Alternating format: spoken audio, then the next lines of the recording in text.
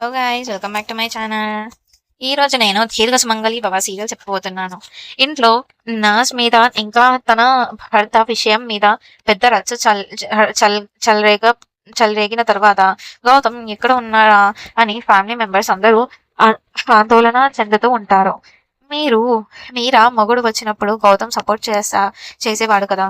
ఇప్పుడు ఎక్కడికి వెళ్ళాడు అని అనుకుంటూ డైరెక్ట్ గా వాడి రూమ్ దగ్గరికి వెళ్ళి డోర్ కొడతారు. అందులో గౌతమ్ నార్మల్ డ్రెస్ లా తలుపు తీసి నేను మెడికల్ కాన్ఫరెన్స్ కాల్లో ఉన్నాను అని కవర్ చేస్తాడు.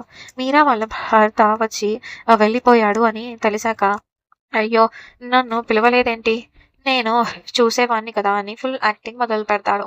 ఫ్యామిలీ మెంబర్స్ కి గట్టిగా షాక్ అండ్ సస్పెక్ట్ సీన్ మొదలవుతుంది. ఇంట్లో బావ వచ్చి ల- లండా ఆ, లండాక వచ్చిన పంజాబీ సింగ్ హైట్ నీ హైట్ ఒకేలా ఉంది, ఇద్దరు కొంచెం దగ్గర పోలికలు ఉన్నట్టుంది అని గట్టిగా లగుతాడు.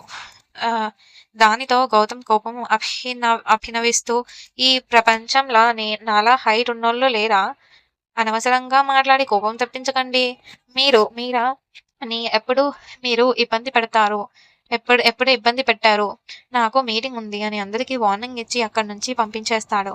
వాళ్ళు వెళ్ళగానే అబ్బా, థ్యాంక్ గాడ్ నేను బ్యాక్ డోర్ల నుంచి వచ్చేసాను, లేకపోతే అడ్డంగా దొరికిపోయేవాడిని అని డీప్ బ్రెత్ తీసుకుంటాడు.